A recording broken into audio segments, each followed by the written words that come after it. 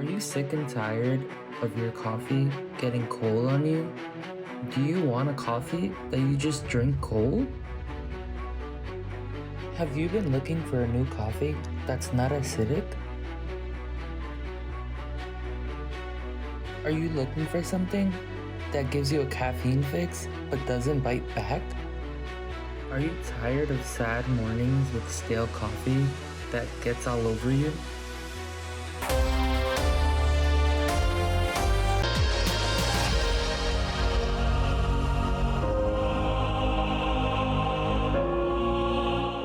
Hello, welcome back to Ray Coffee. Today we're going to be talking about my second favorite type of brew, cold brew.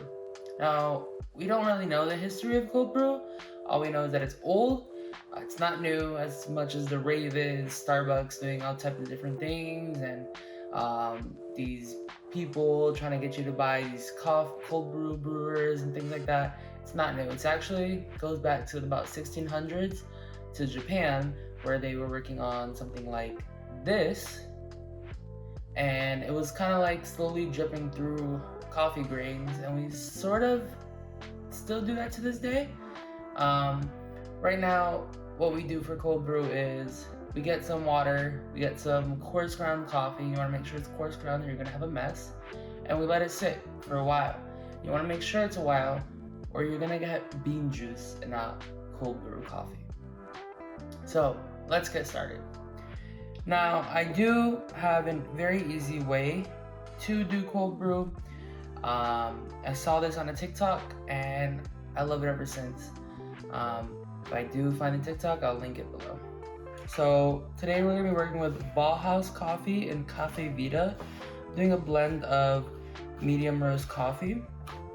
And I'm going to be doing it, as I mentioned, coarsely ground, and about a tablespoon per bag here. So what I'm essentially doing is making tea bags out of coffee filters, tying them up with food safe twine.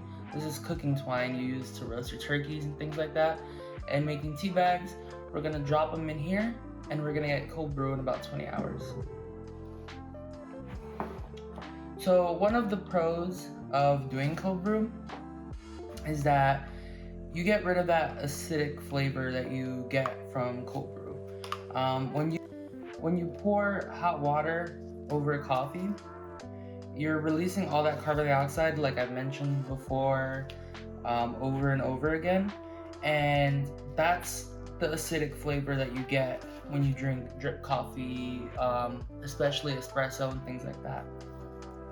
So when you make cold brew, you're essentially eliminating the chance for the carbon dioxide to escape. Along with that, it's an amazing way just to have cold coffee and having all of the flavor. When you're making cold coffee and you're using hot water, you're gonna end up watering it down and you're gonna lose a lot of the flavor. And you get a lot of the flavor extraction the longer you let it brew in the water. You also want to make sure you're using filtered water or bottled water. Make sure it's room temperature, because that's gonna give you the best extraction.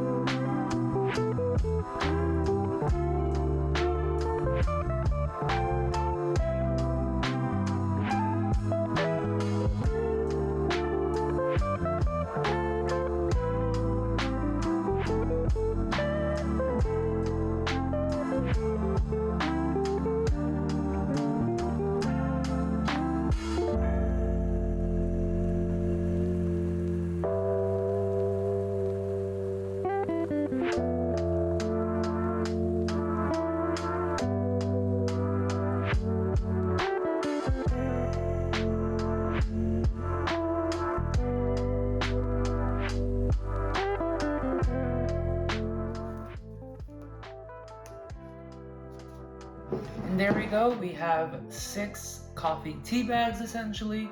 And then we're gonna add filtered water to this, and we're gonna let it sit for 20 hours. I say 20 hours is the optimal time. 12 hours is my absolute minimum. 12 hours is what Dunkin' Donuts does. 20 hours is what Starbucks does. I even let it go sometimes for 24 hours if I'm using a specialty roast or something like that, so you can get the best out of your flavor extraction. Right now, I am using a specialty roast, so if I forget and it goes over the 20 hours, I'm not gonna care. It's gonna help with the flavor extraction and the extraction of the caffeine. So in 20 hours, you'll have this.